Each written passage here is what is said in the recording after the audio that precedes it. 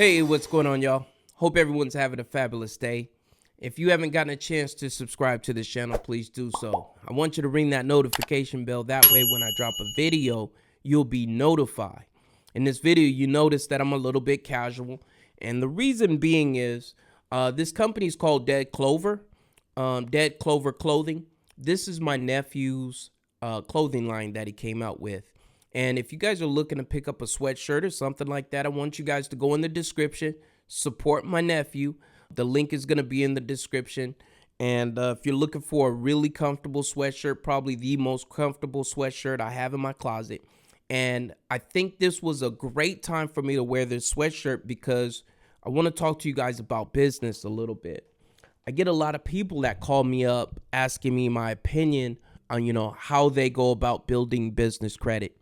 And I spend an awful lot of money on education, learning business credit, educate myself on business credit, not just business credit, just personal finance in general. Just December alone, I spent close to $5,000 on education, picking up. I picked up another business credit course and a credit repair course that I picked up in December. And I joined a mastermind also that was quite expensive. So it was actually, I spent over $5,000, but that's needless to say. The thing that I want you to understand is I'm not somebody out here that's just teaching theory because I read a blog or I read an article, and so now I want to talk about business credit. 2012, I purchased my first program. I think I spent $2,500. At that point, I was in the trucking world and I was trying to get my trucking business up off the ground. And so I was trying to learn how to build business credit. So I purchased this program for like $2,500 at that point in time. And I started, walking into financial institutions because I went and I got a couple of net 30 accounts. And at that point, I felt I was ready to actually get financing because all the steps that people talk about in their business credit courses about starting net 30s, getting a paydex score of 80, I thought that's genuinely what it was. But when I started walking into these financial institutions, it was a lot different. It was a completely different story than what I read about or I learned about. And so that's what I want to talk to you guys about today is the steps that you really need to really focus on as far as when you're talking about building business credit. I watch a lot of YouTube, consuming information, as much information as I possibly can about business credit, personal credit. And there's a gentleman by the name of The Credit Plug, I believe his channel is called. I think his channel is about maybe a year old, and he's gotten a lot of traction to his channel just because he puts out such great information. As I was scrolling through, I came across one of his posts, and I want to read you what he wrote. He said, bank statements and tax returns hold more weight than a paydex score. Don't think you're going to trick the bank. Anybody can open a net 30. Very few can show 100,000 plus in a bank account. I want to say that is, I couldn't agree with that statement more. What he said, it holds more weight, your revenue, your tax returns, your profit and loss statements, bar none. Now, is it important to have the net 30s, the paydex score, the DUNS number, the website? Does it help? Absolutely, it helps. But the meat and potatoes of obtaining business credit, it has to do with your revenue. It has to do what type of business are you? What are you doing? What is your profit and loss? Are you guys growing? If you guys know Master P and Baron Davis, they're trying to purchase Reebok from Adidas. And I believe they're purchasing it for $2.4 billion. Now, I want you to understand something. In order for them to go through this process, and I'm not saying I'm behind the closet or anything, but I'm pretty sure that they're going to have to show enough capital to purchase this. They're going to have to show enough collateral. They're going to have to show that they have revenue to support whatever it is that they're going to get financing for, because I'm pretty sure that they didn't raise all the revenue themselves. They're probably going to have to get some type of financing in order for them to purchase this company. And so net 30s having a paydex score of 80 is not going to allow them to get this financing.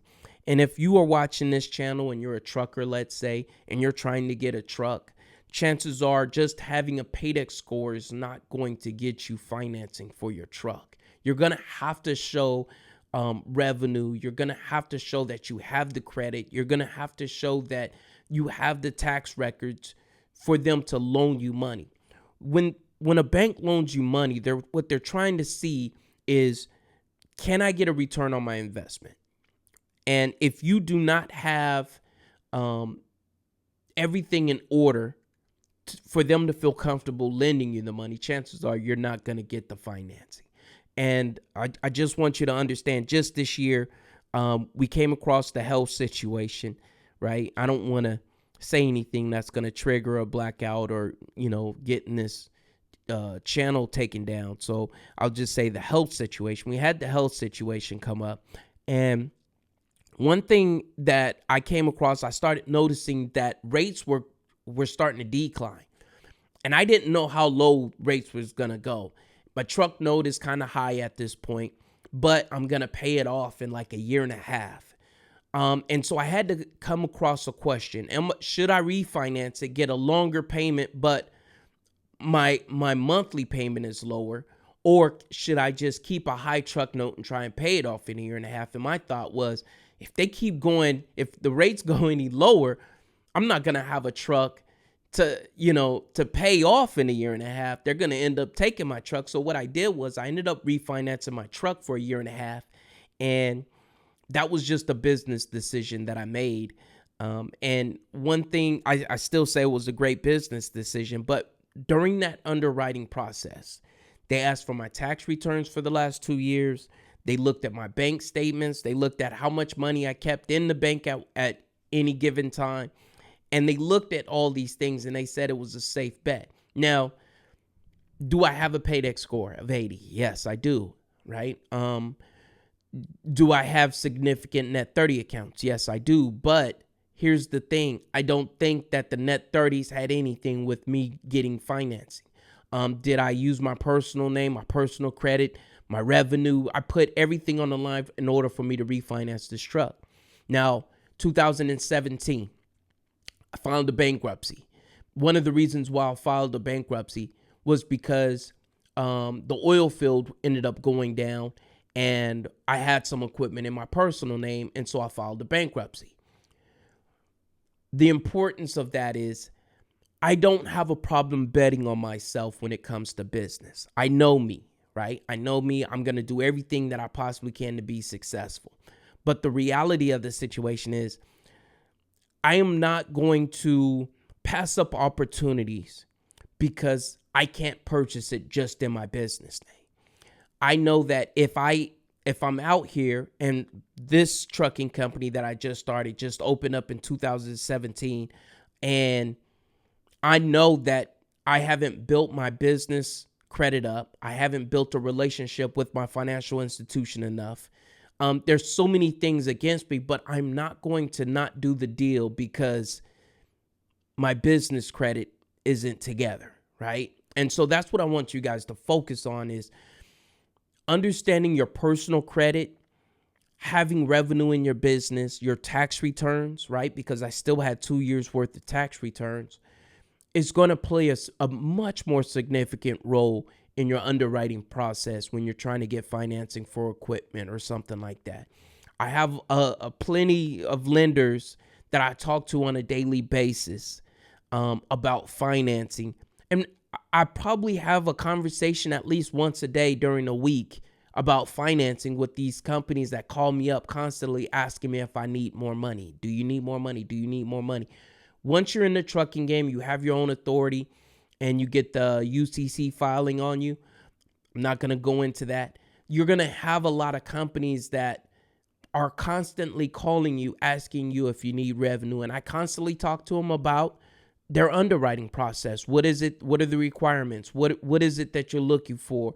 And never is it paydex score. Never once had a conversation since I've been doing this since 2012. Has anybody ever talked to me about my paydex score, or my paydex score was a problem because, I didn't have enough?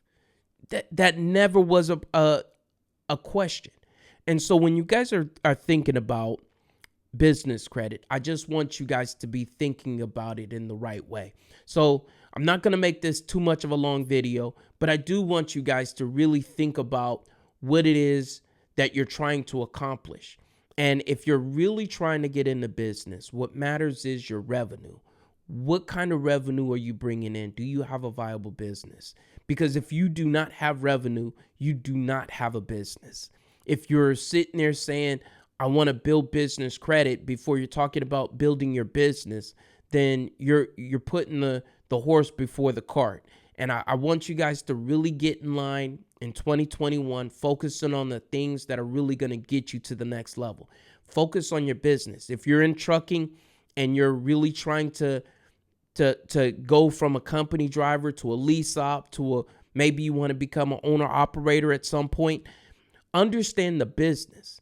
Understand the freight lanes. Understand, what lanes are going to make you the most money for the way that you like to run. What type of equipment is going to be the best equipment for you when you're, whether you're trying to run reefer, flatbed, step deck, whatever it is that you're trying to run.